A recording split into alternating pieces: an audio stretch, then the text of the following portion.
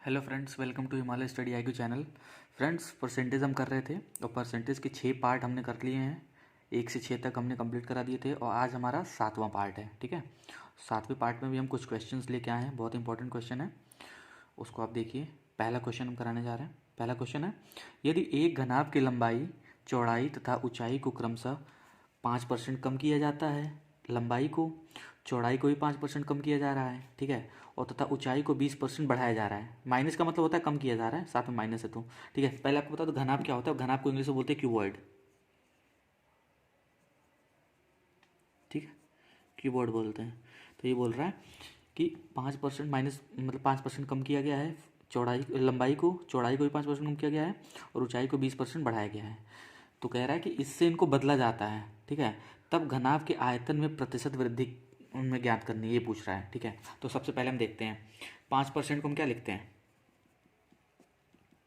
1/20। ये 5% कम हो रहा था तो यहाँ कम ये हो जाएगा, माइनस का लगेगा। और बोल रहा है कि 20% इसकी ऊंचाई भी बढ़ रही थी, ऊंचाई बढ़ रही थी 20%। 20% की फ्रैक्शन वैल्यू क्या होती है, 1/5। ठीक है, अब देखिए बोल रहा है कि देखिए लंबाई को लेंथ बोलते हैं, चौड़ाई को ब्रेथ बोलते हैं और ऊंचाई को हाइट बोलते हैं। ठीक है, तो हम इसको सॉल्व करेंगे। देखिए कैसे सॉल्व करेंगे। देखिए लेंथ थी हमारी कितनी, 5% कम हो रही थी ना, तो 20 से हमारी क्या हो रही थी, एक कम हो रही है। ठीक है, 20 से एक कम हो रही तो 19 हो रही है। ठीक है, तो 20 से हमारी लेंथ क्या हो रही है, 19। ठीक है, अब देखिए अब चौड़ाई ब्रेथ क्या हो रही है, ब्रेथ भी हमारी 5% कम हो रही थी तो ये भी 20 से 19 हो रही थी।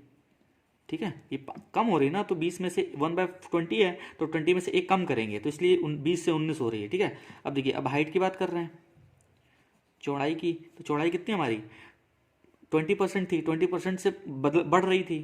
ठीक है, तो 20% की फ्रैक्शन वैल्यू क्या होती है, 1/5। तो क्या हो रही है, एक 5 से एक बढ़ रही है, तो पहले 5 थी तो बाद में कितनी हो रही है, 6 हो रही है। ठीक है, तो अब इसका बोल रहा है कि परसेंटेज चेंज हमारा बताना है। तो ये हो जाएगा ना, इसको multi length into breadth into height होता है। ठीक है, इसकी वॉल्यूम ये हो गया। ठीक है, अब इसको मल्टीप्लाई करेंगे तो कितना हो जाएगा, 20 25 100, 100 में अगर 20 का गुणा करेंगे तो कितना आएगा, 2000।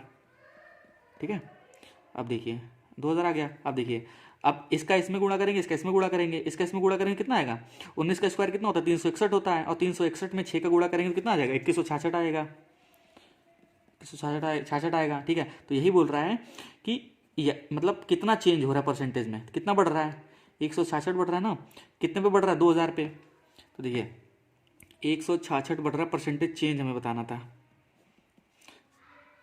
166 कितने पे बढ़ रहा है, 2000 पे बढ़ रहा है, तो इसका परसेंटेज हम निकाल लेंगे। 2 से 2 जीरो कटा। ठीक है, अब कितना बचा हमारा, 20 बचा। अब 20 से इसको गुणा कर देंगे, 20 से गुणा करिए, 2 8 जा 16 और 2 3 जा 6 और एक और जीरो बचा, तो इतना आ गया। तो हमारा 8.3% चेंज हुआ। ठीक है, यही पूछा है ना कि घनाभ में के आयतन में, ये हमारा वॉल्यूम है ना, जो ये मतलब आयतन इसका जो निकला हुआ है, वॉल्यूम इसका। ठीक है, तो इसमें बोल रहा है कितना चेंज हुआ है। ठीक है, तो इतना हमारा चेंज हुआ, कितना, 8.3%। चलिए समझ में आया आपको। अब देखिए अब नेक्स्ट क्वेश्चन पे हम आते हैं अपने।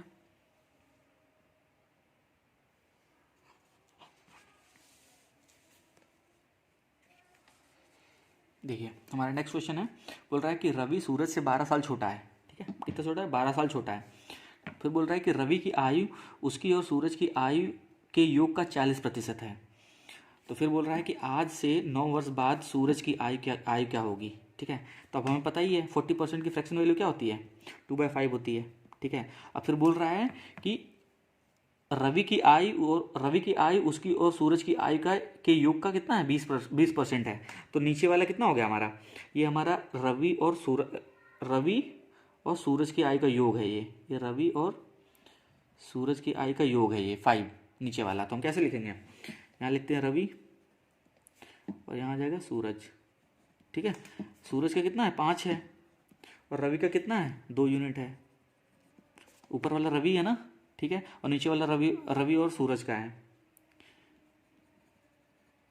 दोनों के एक साथ है। ठीक है, अब देखिए अब इसमें इसने बोला है कि अगर रवि और सूरज का 5 है, ठीक है, और कह रहा है और रवि का 2 है, तो सूरज का हम निकाल लेंगे ना, इसमें से 3 में से माइनस कर देंगे 2, तो हमारा किसका निकल के आ जाएगा, सूरज का 3 यूनिट निकल के आ जाएगा। ठीक है, अब देखिए रवि और सूरज, अगर मान लीजिए सूरज 3 यूनिट है और रवि 2 यूनिट है तो कितने, और फिर यही बोल रहा है ना कि रवि जो है, रवि से सूरज 12 साल बड़ा है, तो हमने पहले सूरज का निकाल लिया अलग से 5 में से 2 घटा के, और रवि का तो हमें पता ही था, ऊपर वाला रवि है ये रवि का गिवन था।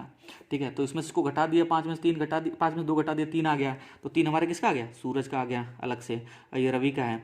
तो इसमें बोला है कि रवि जो है सूरज से 12 साल छोटा है, तो इसमें कितना छोटा है, 1 यूनिट छोटा है।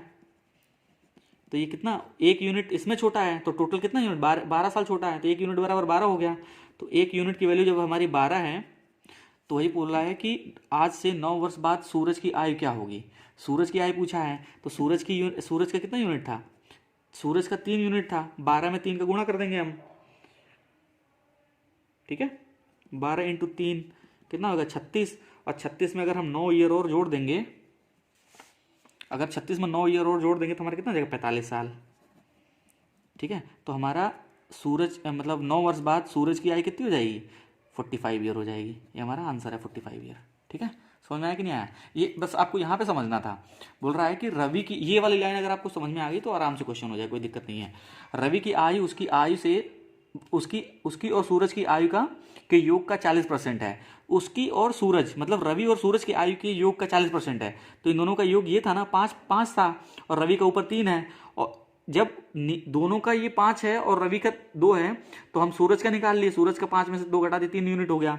अब फिर बोल रहा है, और सूरज और रवि में हमने कंपेयर किया, रवि का तो हमें पता था 2 यूनिट है, और सूरज का हमने 3 यूनिट यहाँ निकाल लिया। ठीक है, और फिर देखिए 1 यूनिट यहाँ था और टोटल में 12 साल छोटा था, तो 1 यूनिट बराबर जब 12 है, 1 यूनिट का हमने निकाल लिया, तो सूरज का कितना निकल के आएगा, 12 3 36, और 9 साल बाद पूछा है। अगर 9 साल बाद ना पूछता तो हमारे सूरज की एज कितनी होती, 36 साल होती, और 9 वर्ष बाद पूछा है तो 36 में 9 साल हमने जोड़ दिया, तो कितना आ गया, 45। ये हमारा आंसर होगा। ठीक है, समझ में आया कि नहीं आया। चलिए अब हम अपने नेक्स्ट क्वेश्चन पे आते हैं। चलिए अब हमारा थर्ड क्वेश्चन है। थर्ड क्वेश्चन देखिए, थर्ड क्वेश्चन है, जब किसी संख्या में 20 जोड़ा जाता है तो वह संख्या 116 हो जाता है, तो हमें ओरिजिनल नंबर फाइंड करना है। क्या, ओरिजिनल नंबर हमें फाइंड करना है। ठीक है, तो अब देखिए 116% हो जाता है ना, तो 116% की फ्रैक्शन वैल्यू क्या होती है, पहले हमको बता चुके हैं। इसको हम ब्रेक करेंगे 100% में प्लस 16% में, तो 100% हमारा 1 होता है, और प्लस 16 किसकी वैल्यू होती है, 1/25 कितना होता है, अगर इसको निकालेंगे तो 25 चौके 104 होता है ना, और 4 में 4 का गुणा करेंगे तो 16 आ जाएगा। ठीक है, तो हमारा ये 16% होता है 4/25 के बराबर। ठीक है, 4/25, इसको अगर हम सॉल्व करें कितना आएगा, 29/25 आ जाएगा। ठीक है, इसको अगर हम सॉल्व करेंगे तो हमारा 29/25 आ जाएगा। ये मतलब 116 की वैल्यू कितनी होती है, 29/25। अब ये बोल रहा है कि जब किसी संख्या में 20 जोड़ा जाता है, इसमें कितना जोड़ा गया है, 4 जोड़ा गया है ना, 4 किसके बराबर है, 20 के बराबर है, तो 1 यूनिट की वैल्यू कितनी हो जाएगी, 1 यूनिट की वैल्यू 5 हो जाएगी। तो वही बोल रहा है ओरिजिनल संख्या में ज्ञात करनी है। ठीक है, ओरिजिनल, तो हमारा 29/25 में हमारा क्या होता है, यही ओरिजिनल नंबर होता है ना, ओरिजिनल नंबर ये होता है। और हमने 1 यूनिट की वैल्यू कितनी निकाली, 5, 1 यूनिट की वैल्यू 5 है, तो ओरिजिनल में 5 का गुणा कर देंगे तो 25 5 125, हमारा क्या हो जाएगा, आंसर हो जाएगा। ठीक है, आसान क्वेश्चन है। चलिए अब हम नेक्स्ट क्वेश्चन पे आते हैं अपने। हमारा नेक्स्ट क्वेश्चन है, लिखा है कि 1600 के 250% का 0.06% किसके इक्वल होगा, ये फाइंड करना है हमें। ये भी कुछ नहीं है, इसमें क्वेश्चन में कुछ नहीं है। देखिए 1600 के का मतलब क्या होता है, मल्टीप्लाई होता है, 250/100 हो जाएगा, फिर का मतलब मल्टीप्लाई होता है। ठीक है, और 0.06 और परसेंटेज घटाने के लिए अपन 100 नीचे आ जाएगा। ठीक है, अब देखिए पॉइंट हटाया तो 00 आ गया। ठीक है, अब देखिए अब इसको कैसे करेंगे, देखिए ये 0 से 1 0 कट गया, 25 चौक के 100 कर देंगे हम ये। ठीक है, और ये 0 हटा दिया। ठीक है, अब देखिए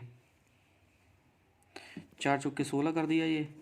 ठीक है, अब हमारा कितना आया, अब क्या बचा,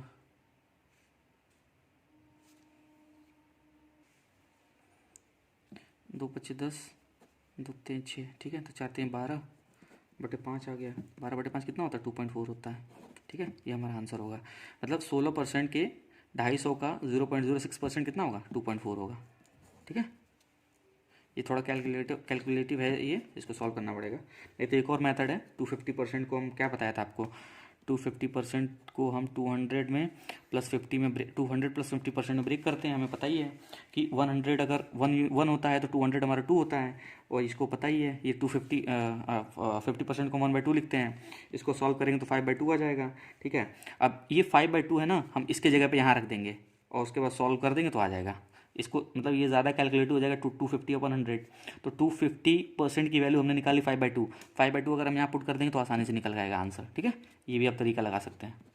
ठीक है, चलिए अब हम नेक्स्ट क्वेश्चन पे आते हैं अपने। देखिए हमारा नेक्स्ट क्वेश्चन है छठा, 6th क्वेश्चन है, 5th क्वेश्चन है, छठा क्वेश्चन है।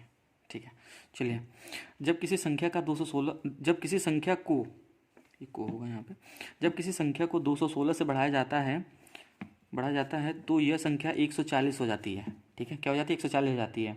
तो वह संख्या क्या है? जिस संख्या को बढ़ाया गया ना वो संख्या पूछ रहा है। अब तो हमें पता है, सबसे पहले 140 का फ्रैक्शन मतलब फाइंड करेंगे। 140 का कितना होता है? 14 2/5 होता है। ठीक है, आपको निकालना पड़ेगा। देखिए कैसे, 100% में प्लस 40% में हम ब्रेक करेंगे, ये 1 यूनिट हो जाएगा। 40 को कितना होता है? 40 पर 100 को हम करेंगे तो 2/5 आएगा। ठीक है, इसको सॉल्व कर लेंगे हम। देखिए 2/5, अगर 2/5 आ गया तो इसको सॉल्व करेंगे कितना आएगा? 7/5 आएगा। ये 7/5 आएगा। ठीक नहीं, ये 1 प्लस 2/5 होगा, तो ये 7/5 आ रहा है हमारा। ठीक है, यही तो आ रहा है ना यहाँ पे। ये तो कितना हो जाएगा? 7/5 इसकी वैल्यू हो जाएगी। 140% की कितनी हो जाएगी? 140% की वैल्यू 7/5 हो जाएगी। ठीक है, अब वो बोल रहा है कि जब किसी संख्या में 216 बढ़ाया जाता है, जब किसी संख्या को 216 बढ़ाया जा रहा है, तो इस संख्या को, ये ओरिजिनल वैल्यू नीचे वाली ओरिजिनल होती है ना, इस संख्या को कितना बढ़ाया जा रहा है? 2 यूनिट बढ़ाया जा रहा है, मतलब 5 से 7 हो रहा है ना, 2 यूनिट बढ़ाया जा रहा है। तो ये 2 यूनिट की वैल्यू हमारी कितनी है? 216 गिवन है। तो 1 यूनिट की कितनी हो जाएगी? 1 यूनिट की कितनी वैल्यू हो जाएगी? 108 हो जाएगी। तो वही बोल रहा है, तो वह संख्या ओरिजिनल संख्या में ज्ञात करना है। इसी से तो बढ़ाया जा रहा है ना, 5 से बढ़ाया गया है, 5 से 7 बढ़ाया गया है, तब वो 140% हो जा रही थी। तो इस 5 यूनिट की वैल्यू पूछी है। 5 यूनिट में हम 108 का गुणा कर देंगे तो कितना आ जाएगा हमारा? 540 ओरिजिनल नंबर है ये आंसर हुआ हमारा। ठीक है, समझ में आएगी नहीं आपको? ठीक है ना, आसान है, हमें कुछ नहीं करना था। 140% को हम क्या लिखते हैं? 7/5 लिखते हैं। ठीक है, और 5 जो है बढ़ा है 7 हो, 5 बढ़ के 7 हो गया, तो कितने यूनिट से बढ़ा है? 2 यूनिट बढ़ा है। और वही 2 यूनिट की वैल्यू कितनी बढ़ाया गया है ना, तो वही 2 यूनिट की वैल्यू 216 दी हुई है, तो हम ये 1 यूनिट की निकाल लिए, 108 हो गया। और 5 यूनिट का पूछा था ओरिजिनल नंबर, वही संख्या क्या होगी जिस संख्या को बढ़ाया गया है। ओरिजिनल नंबर में 108 का गुणा कर देंगे तो 540 हमारा आ जाएगा, आंसर होगा। ठीक है, चलिए आते हैं नेक्स्ट क्वेश्चन पे अब।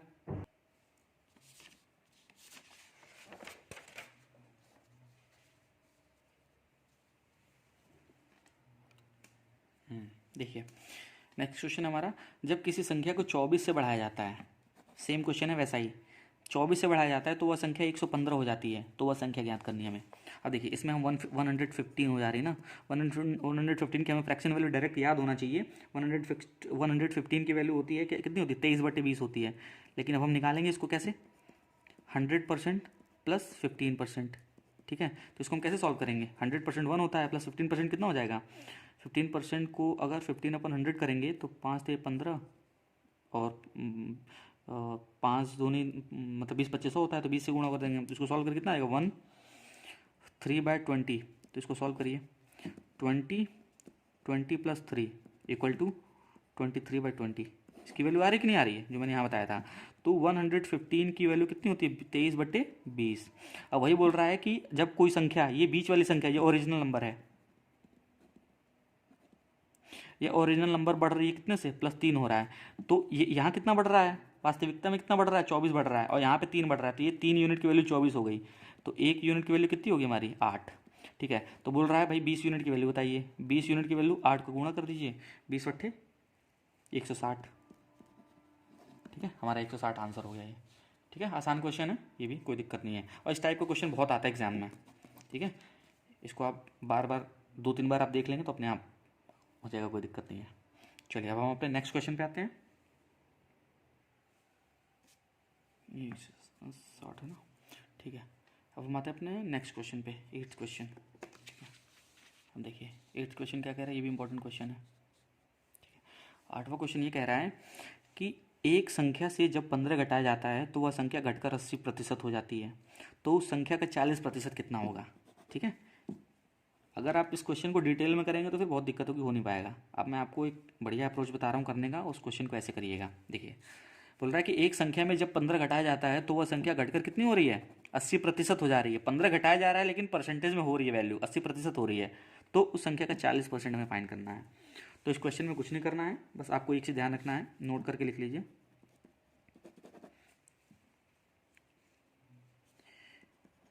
जब किसी नंबर से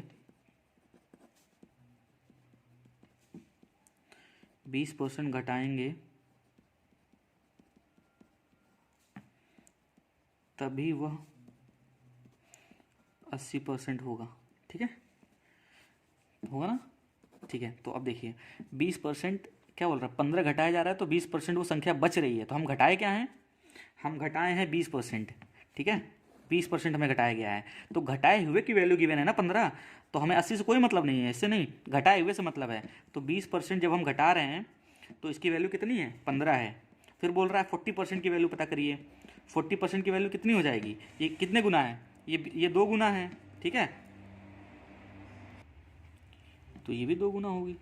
ठीक है, कितनी हो जाएगी, 30। तो हमारा क्या होगा, 40। तो संख्या का 40% कितना हो गया, तो संख्या का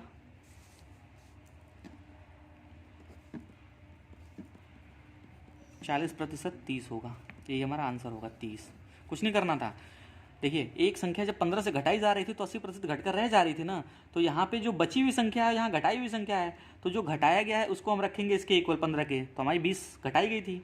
ठीक है, तो 15 था उसके बराबर, और पूछ रहा है 40% कितना हुआ, तो ये कितने 20% से 40% दो गुना हो रहा था, तो ये भी तो 2 गुना होगा ना, तो ये तो हमारा 30 हमारा आंसर हो गया। ठीक है, समझ में आया कि नहीं आया? ये हमारा लास्ट क्वेश्चन था। ठीक है, तो ऐसे ही हम आपको अच्छे अच्छे क्वेश्चन ले आके कराते रहेंगे, और हम धीरे धीरे लेवल आपका बढ़ा रहे हैं। स्टार्टिंग में मैंने इजी क्वेश्चन कराया था, और अब थोड़े टफ क्वेश्चन आ रहे हैं, और ये एकदम एग्जाम ओरिएंटेड क्वेश्चन है, एकदम ऐसे एग्जाम में क्वेश्चन बनेगा। ठीक है ना, और ये सारे प्रीवियस ईयर क्वेश्चन ही मैंने उठाया है। ठीक है, चलिए आज हम अपनी यहीं क्वेश्चन तो खैर ख़त्म ही हो गया। नेक्स्ट वीडियो इससे आगे के क्वेश्चन कराएंगे हम। चलिए, हमारी नेक्स्ट वीडियो कल होगी, कल हम आपको बताएंगे क्वेश्चन अच्छे अच्छे। चलिए ठीक है, ओके, थैंक यू एवरीवन।